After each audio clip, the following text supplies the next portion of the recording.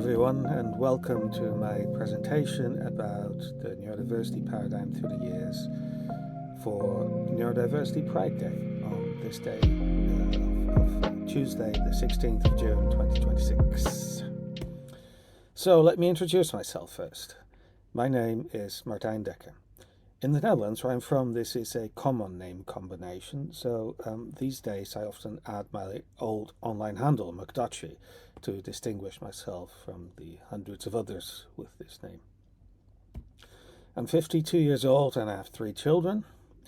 I was diagnosed autistic in 1981, but only found out when I was re-diagnosed in 1996. So I'm coming at the neurodiversity idea from the perspective of an autistic person.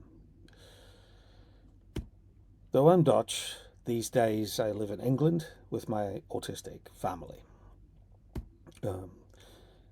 I ran an online autistic community for a long time, and on that international text-only autistic online group, I witnessed the idea of neurodiversity being conceived.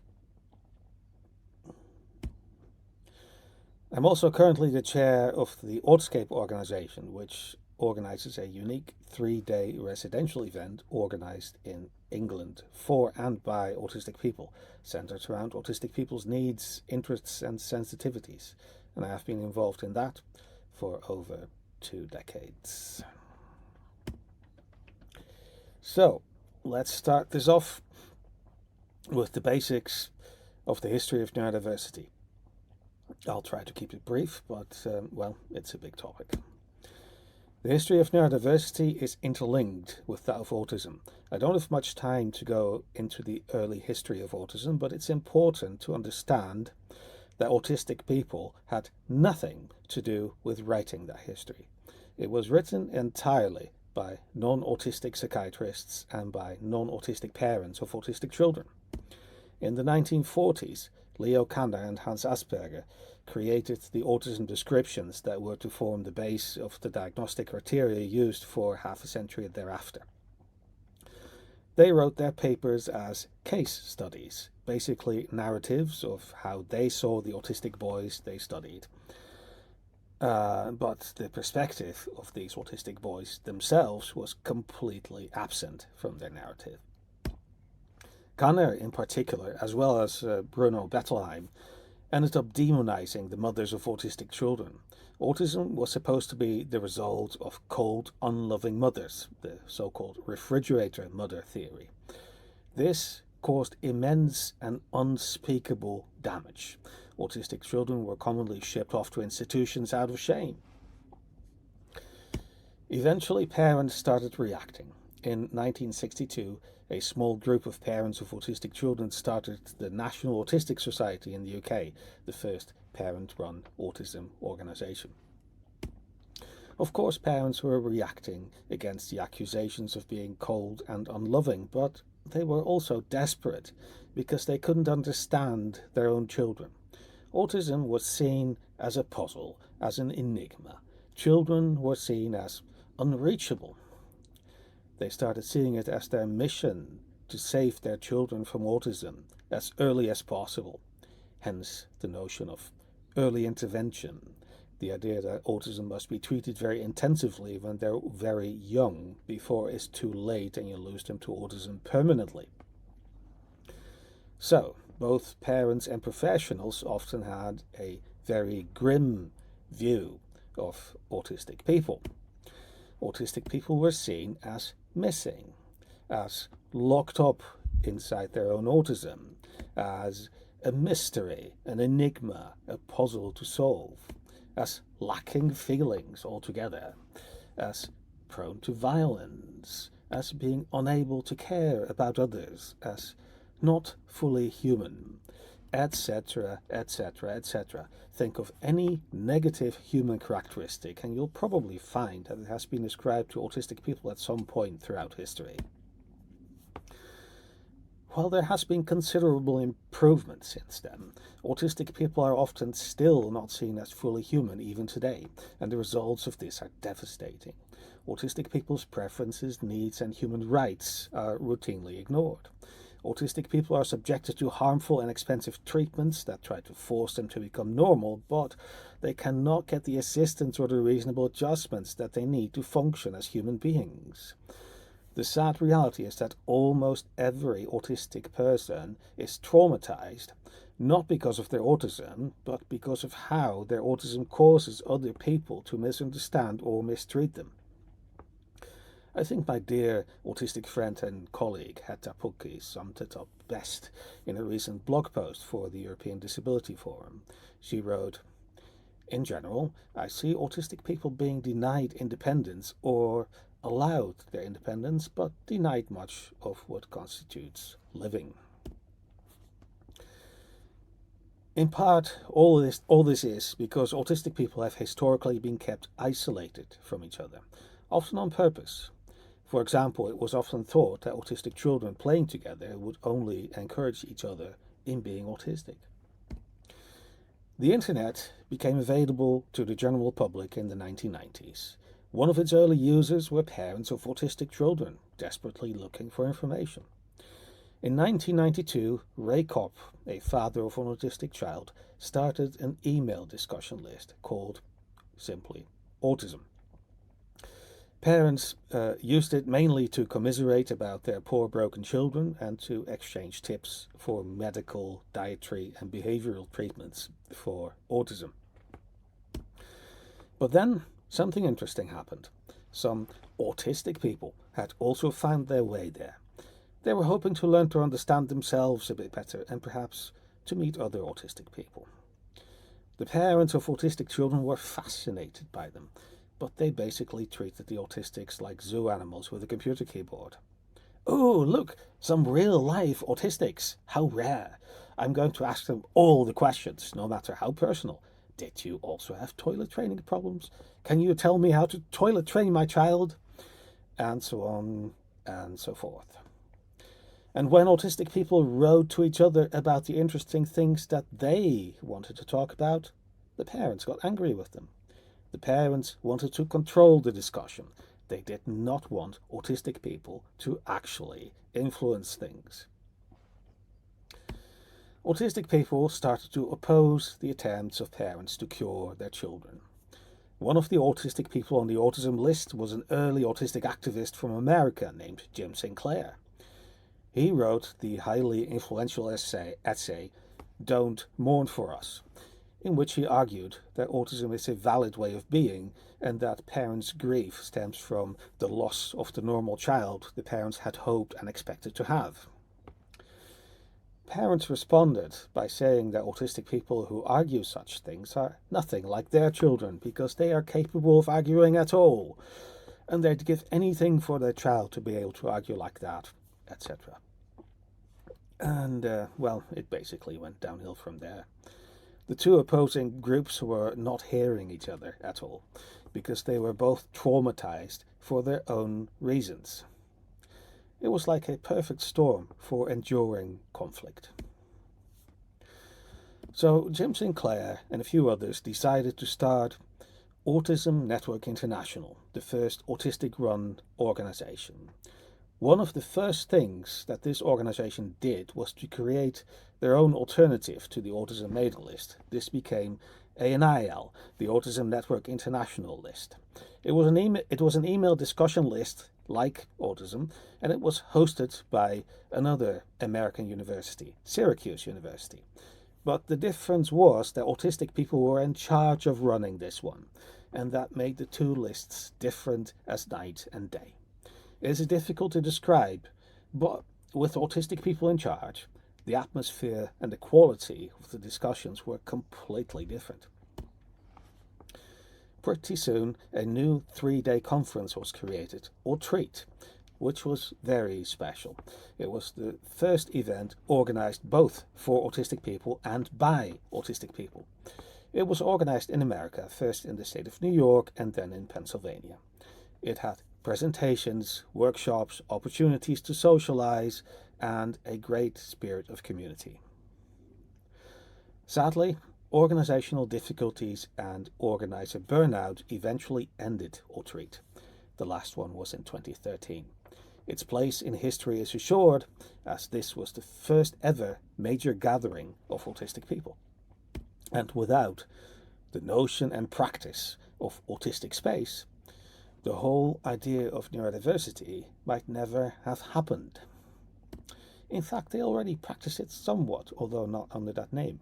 Sometimes they were joined by people with other disabilities who had similar characteristics or experiences to those of autistic people. They were termed the cousins of autistic people. So ANI became a community of autistics and cousins, ACs for short. So, ANIL and Altreat were the first autistic spaces, one online, one in real life. But what is autistic space? Well, there are certain essential characteristics. Autistic space is shared by several autistic people. Autistic space is designed or adapted for autistic processing.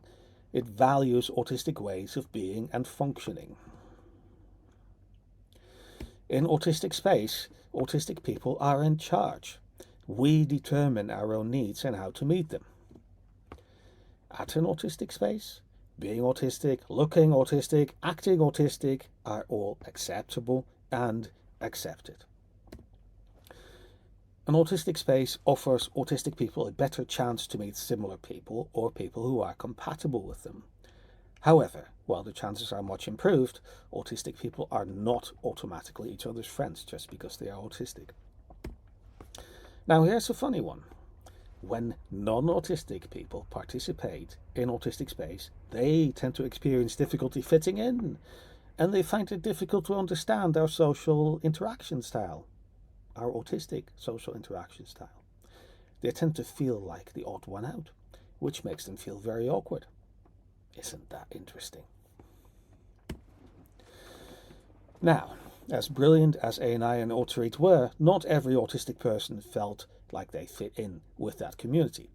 The need was felt for an alternative space where autistic people could connect on their own terms. Long story short, in 1996, freshly diagnosed with autism myself and spurred on by some online acquaintances, I ended up starting my own autistic community called Independent Living, or INLV.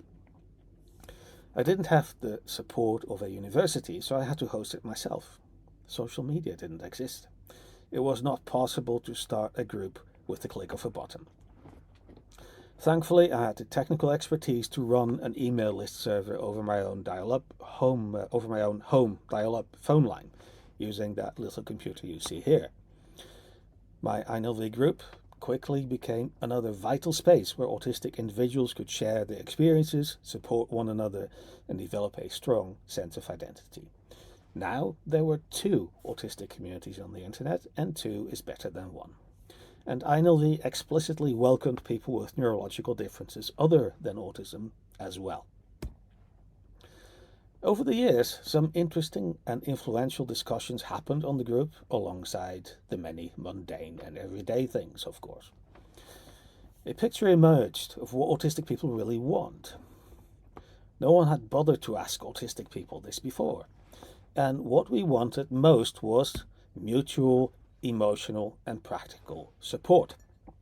This is more radical than it sounds, actually. Most people at the time believed autistics could never be capable of supporting one another. Self-advocacy, the idea that we autistic people were capable of advocating for our own needs, was also quite new and radical at the time, and in many places it still is. Civil rights and human rights, the idea that we should have the same rights as anyone else, that we should not be made to suffer inequality just because we are different, is not fully accepted in any country, even today.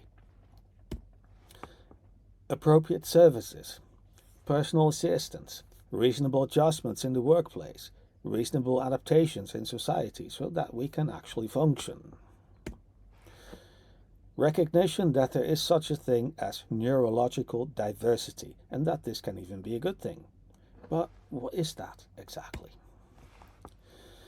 The idea of neurological diversity grew out of the INLV community, No one in particular came up with the idea or the term. It was just in the air, right from the start, in 1996.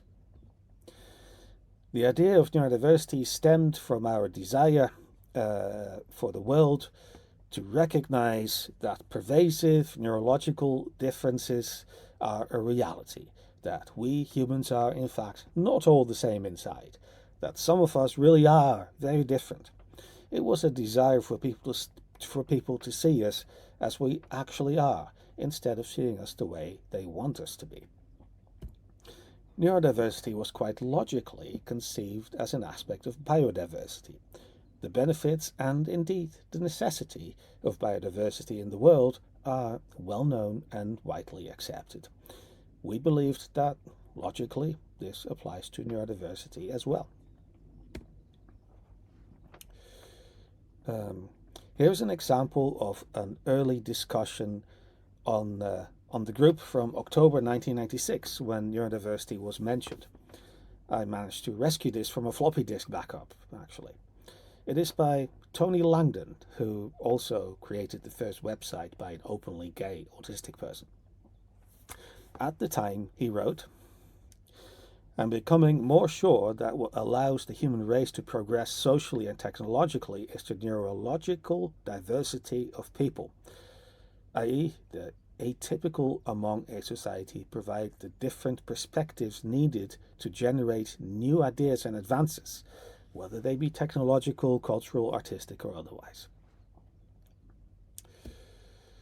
Of course, nobody outside the group was aware of what was going on. The members often shared very personal information, so the discussions were confidential. However, two group members would soon go on to publicize these ideas, each in their own way. One was Harvey Bloom, an American journalist who joined the group as a non-autistic friend of autistic people. The other was Judy Singer, who was studying sociology in Australia. In June 1997, Harvey Bloom had an article in the New York Times, which was specifically about my group, INLV, and the discussions on it. It was titled, "Autistics are Communicating in Cyberspace." Autistics communicating on the internet was still highly remarkable back then. The idea that autistics could communicate at all was not widely known. Harvey Bloom wrote, "In trying to come to terms with a neurotypical dominated world, autistics are neither willing nor able to give up their own customs. Instead, they are proposing a new social compact, one emphasizing neurological pluralism." By the way, I like that term, neurological pluralism, and I think it's too bad it didn't stick. In September 1998, another article by Harvey Bloom appeared in The Atlantic magazine. It was not about my group, but about the overlap between the autistic and geek communities, people with poor social graces and an intense interest in technology. This is the article that introduced the term neurodiversity to the general public for the first time. Here's a quote. "Neurodiversity may be every bit as crucial for the human race as biodiversity is for life in general. Who can say what form of wiring will prove best at any given moment?"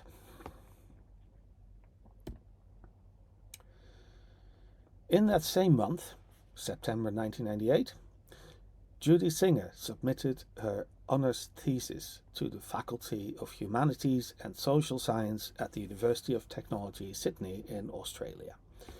The thesis described how our community's lived experience of neurological difference was beginning to give rise to a movement, and it used the word neurodiversity to name that movement. Being an undergraduate thesis, Judy Singer's article was not initially widely read, but the following year she reworked it into a chapter in the book Disability Discourse, published by Open University Press. That chapter is the work that became widely cited and can be said to have introduced the autistic community's idea of neurodiversity to academia. So, that was the short version of the story of how neurodiversity was introduced to the world.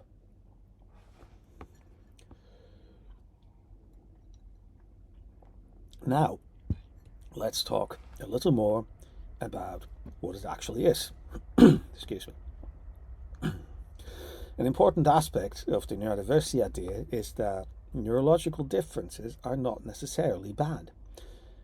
While difficulties and disabilities are real, they often also come with strengths, and the strengths and difficulties are inseparable because they're like two sides of the same coin. Here are just a few examples of that when we're thinking about autism in particular. What is seen as social impairments, lack of fitting in, etc., also comes with an enhanced ability to be honest. If you want to know someone's honest opinion, ask an autistic person. Autistic people also often have an enhanced ability to act independently and to do the right thing, regardless of the social consequences to them. Autistic people often need things just right and get upset if one little detail is wrong. But on the other side of that coin, we often have greatly enhanced detail perception, which can come in very handy in certain jobs, such as data analysis. Autistic people have what is known as a monotropic attention span. We find it difficult to shift our attention between several things and can only concentrate on one thing at a time.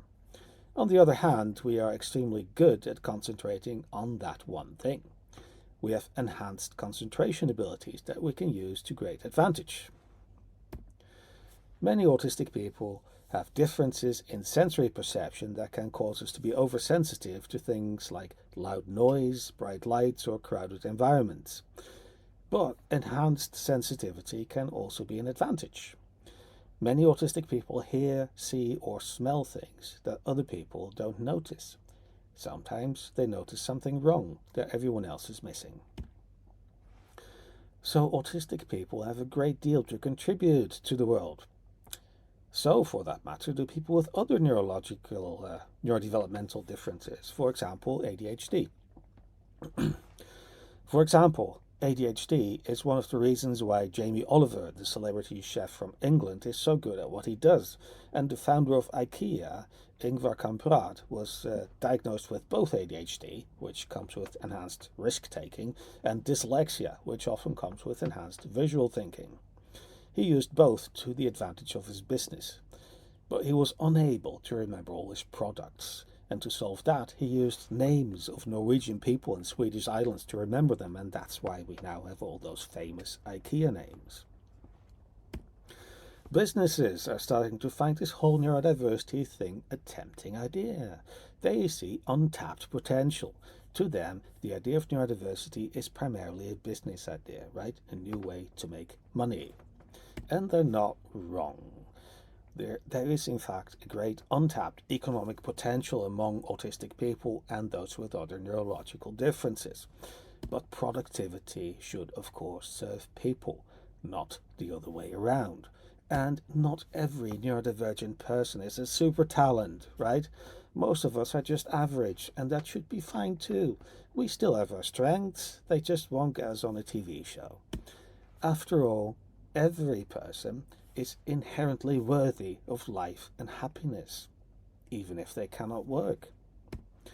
But if a neurodivergent person is valued only for their economic productivity, then they will burn out, and you will lose that person and their productivity.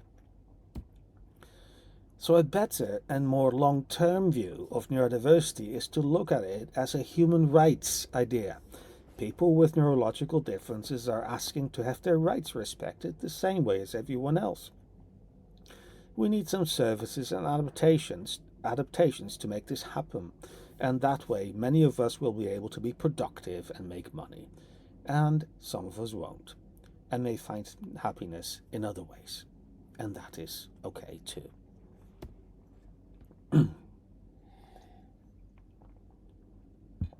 So, to summarize the basic tenets of the neurodiversity paradigm, neurodiversity is an aspect of biodiversity. It is natural and valuable. Neurological differences, also known as neurodivergence, are not necessarily pathological. The good and the bad of neurodivergent traits are often inseparable. Neurodivergence is part of who we are. It's a way of being. If embraced by the neurodivergent person, it can be a real source of potential. Yet, it's also disabling, either inherently or because of the resulting incompatibility with mainstream society, or both. This too should be recognized and accepted. Neurodivergent people have the same human rights as everyone else, but power inequalities often get in the way of those rights being honored. Most importantly, neurodiversity is about the idea that humans who are different, even really fundamentally or radically different or severely disabled, are still human. Now, let's talk a little bit about how the neurodiversity movement is doing today. Diagnosis is one of the ongoing issues in our community. It's often difficult to access. And for some of us, it's impossible, especially in countries without universal healthcare. This is why it's often said that access to diagnosis is a privilege. In the autistic community, self-diagnosis is widely seen as valid, in part because of this issue. Of course, it has its problems, but a self-diagnosis based on serious introspection, information gathering, and interaction with other autistics can be relatively reliable. And after all, professional diagnosis also has serious problems. The diagnostic criteria are inherently unreliable because they're based on outward behaviors, which many of us learn to mask. Yet, the characteristics we are masking continue to cause us stress and problems. There's also a lot of randomness and systemic bias in how these flawed criteria are applied. So, the question, is official diagnosis valid, is at least as urgent and important as the same question about self-diagnosis. Both self-identification and formal diagnosis are useful as a key to open the door to a supportive community of others like yourself. But beyond that, it's more useful to look at the person's concrete individual needs and consider the diagnosis as a key that can open the door to meeting those needs, for example, to become eligible for formal support. Another problem with diagnosis, particularly of autism, is that there's evidence that autism is not a single thing. It may in fact be multiple kinds of neurological difference that we group together under the same name because the outward behaviors are similar. So we could say that there is neurodiversity within the autism spectrum as well. But most autistic people do seem to have something important and fundamental in common. Our lived experience as autistic people tells us that there is a clear need for the label. Also, there is evidence that autistic people often process things in similar ways, despite pronounced differences in communication and cognitive abilities. For example, the autistic researcher Michelle Dawson and others conducted a study in 2008 that showed autistic people have similar differences from the norm in the way that they learn things. And in 2020, the psychologist and researcher Catherine Crompton led a study that showed that autistic people are perfectly good at communicating information to other autistic people. It's with neurotypical people that we tend to experience more problems. So autism is a set of neurological differences that come with similar communication characteristics. In 1999, I drew a parallel with deaf culture. There are all sorts of reasons and causes for being unable to hear, but the effect is the same. And those who are born deaf tend to become native speakers of their country's sign language, which is a very different way of communicating. There's a powerful parallel there with autistic communication differences. However, are we really including all autistic people in this? How about non-speaking autistic people? Those with intellectual disabilities, those seen as severely disabled.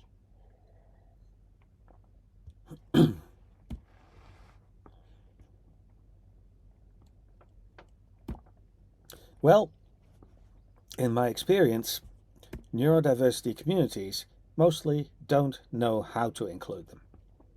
The intentions are generally good, but it often fails in practice. Sometimes they are even explicitly excluded. For example, in the Netherlands, the largest association of autistic people, Pas Nederland, explicitly says on their website, "You are welcome if you are of average or above average intelligence."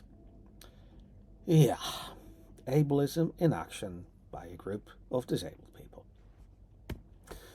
It is more common within the neurodiversity community to exclude autistic people who don't like being autistic, who would get rid of it if they could, who would welcome a cure.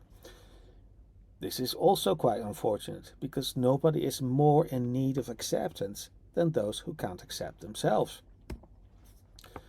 The neurodiversity movement is largely isolated from other disability rights movements. This is a problem because there's so much we could be learning from each other. The English-speaking world is highly dominant in the neurodiversity movement. Perspectives from countries speaking other languages are badly underrepresented. And sadly, most people identifying with the neurodiversity movement are white. People of color often feel excluded. There have been attempts to solve it in various communities, but they often tend to fall flat. I'm not sure why this is, and I'm not qualified to propose any solutions, but this is a problem I could just not leave unmentioned. Identity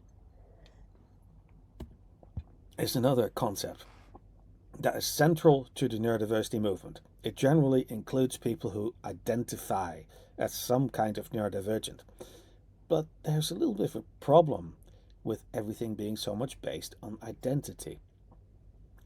I, for example, was diagnosed autistic relatively late in my life, so I have an active memory of living without an autistic identity, yet still being autistic.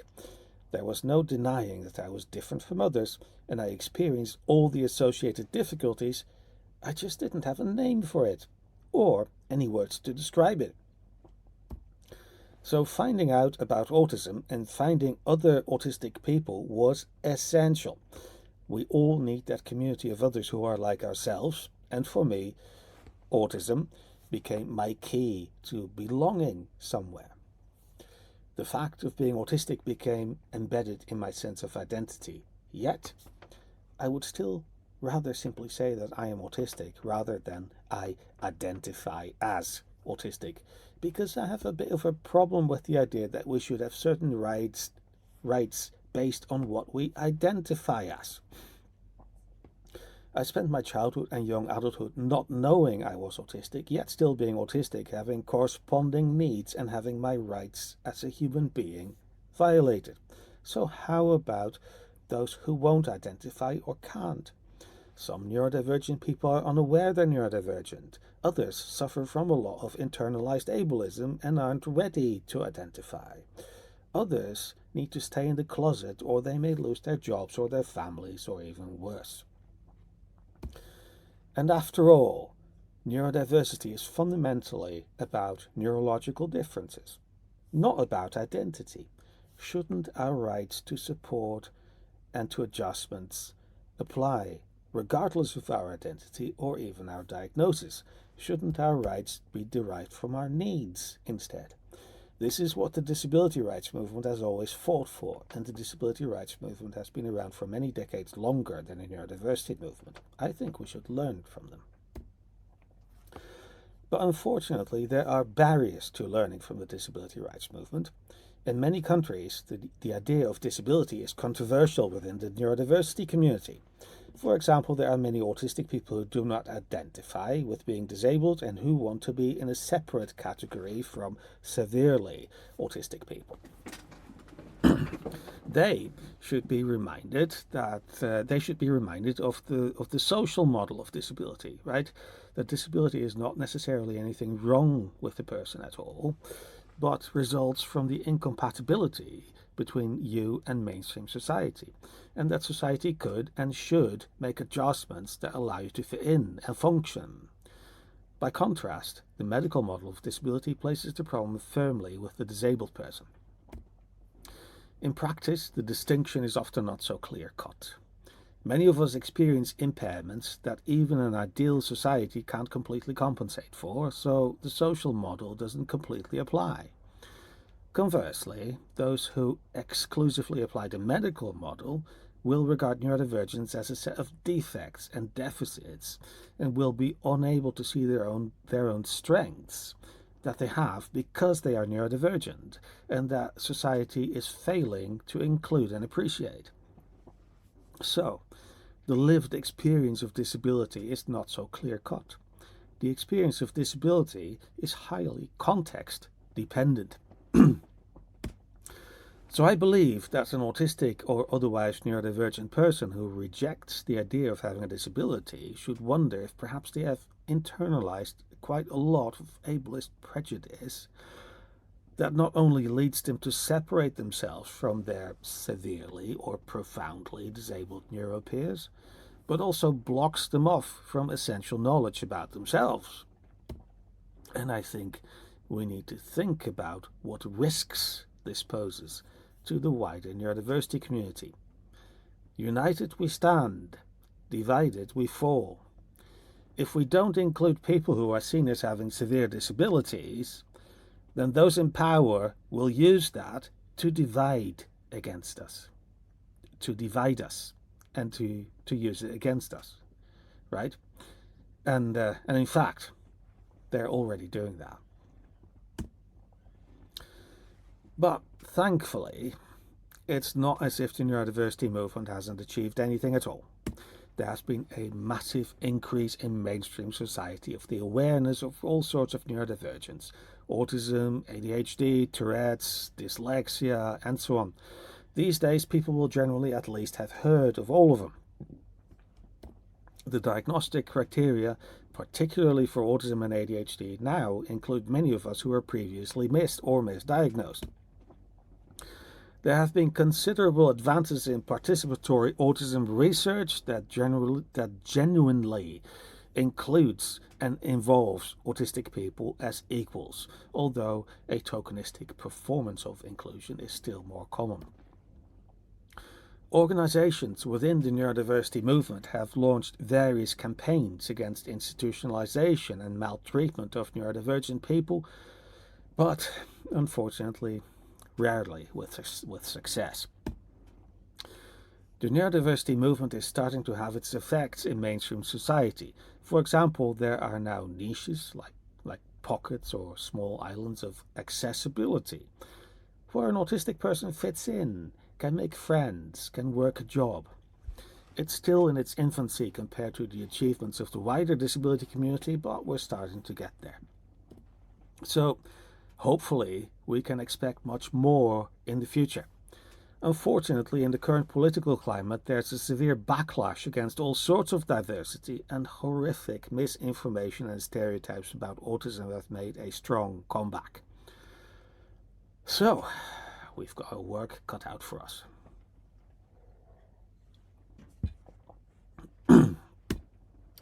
Speaking of pockets of accessibility, let me shamelessly talk about Autscape for a bit, a large gathering of mostly autistic and otherwise neurodivergent people coming together, enjoying each other's company, communicating and socializing with each other just fine. Autscape is a 3-day autistic escape from mainstream society. Hence the name, Autscape. It's an international residential conference organized for and by autistics held in England. Residential means that you get your own room and all the food is included in the price and so on, and so you pay one price for everything. There's also an online Autscape event, but that is organized separately these days. Autscape started in 2005, following discussions on my own INLV group in 2004. Autscape was originally modeled after Autism Network International's Autreat event in the US, which I've talked about. And it is our European implementation of the idea of autistic space. It's organized in England, but that is just because that's where we were able to find the organizers back then. And, well, the location has stuck even after Brexit. Many people from other countries attend as well, myself included. But Autscape also practices the idea of neurodiversity. It's autistic space, so autistic people are in charge, but everyone is welcome, autistic or not. In practice, the vast majority of the audience has always been autistic at Autscape, certainly at least 9 out of 10, right? We cannot officially confirm this though, because we do not ask people about their diagnosis. This keeps the event open to those who are wondering if they're autistic, or people who cannot disclose their diagnosis for personal or professional reasons. But, you know, if you attend, it's plain to see that the overwhelming majority are autistic. And we've been around a while. In August 2026, we'll be having our 22nd yearly Autscape event at Highley Conference Centre in Hertfordshire, England. The largest Autscape events have attracted some 250 to 300 participants. This may well make it the largest autistic real-life gathering anywhere, right? And registration is open now. Perhaps you'd like to come and join us. Here are some photos from Autscape to give you a quick impression. All of these people have given their permission to be photographed and for the photos to be used in publicity. Most people at Autscape are not comfortable with this, so the impression is necessarily incomplete, but all of the people you see are autistic.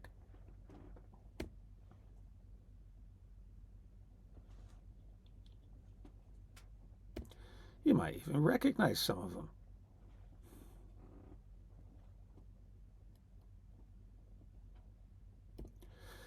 So, we're near the end. Here are some quick conclusions. First of all, we need to include a greater diversity of disability, right? Levels of disability and functioning levels, as well as viewpoints on autism in the neurodiversity community. People who are seen as severely disabled, people who don't speak and use alternative communication methods, people who need support workers to go with them, or people who don't like being autistic should be included. And these days, all too often, they're still not. We need to be better about including racial and ethnic minorities.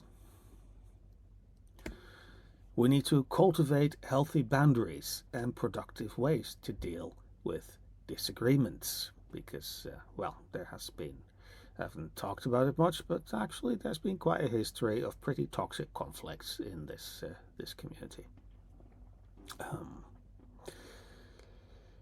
We need more empathy with parents and carers, even neurotypical ones. Remember, they were traumatized too, yeah? And they need more empathy with us. We just all need more empathy with each other. There are some goals that can and should unify the neurodiversity movement. This includes full representation and participation in society, in research on all kinds of neurodivergence, and so on. We need to reject tokenism.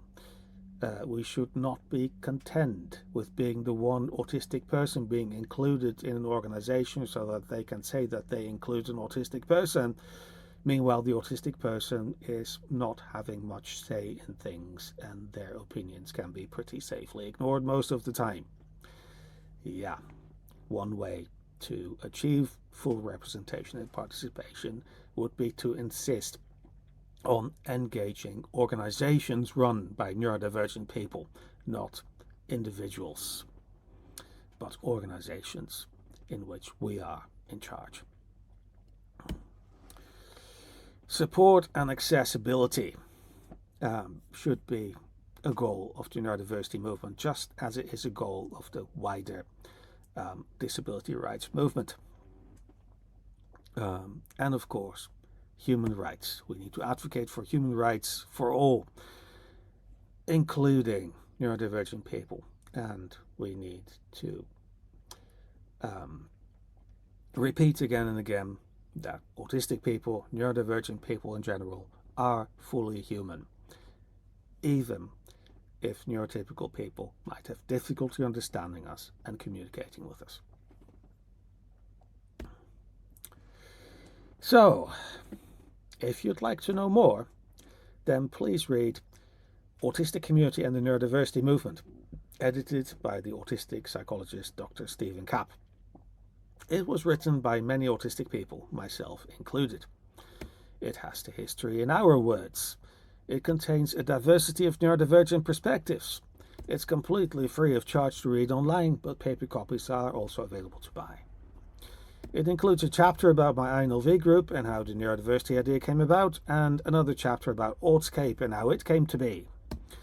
Best of all, the entire work is licensed under a very liberal Creative Commons license, so anyone may copy it, translate it, etc. without restrictions. And of course, there's a lot more to learn. Here are links to references and further reading, which you probably can't click on right now because you're watching this on YouTube, but I'll try to make the slides available for download, and when you get them on your own computer or device, you can click on the underlined links. So, I would like to thank the Neurodiversity Foundation for inviting me to present here today. Thank you very much and thank you very much to everyone for listening.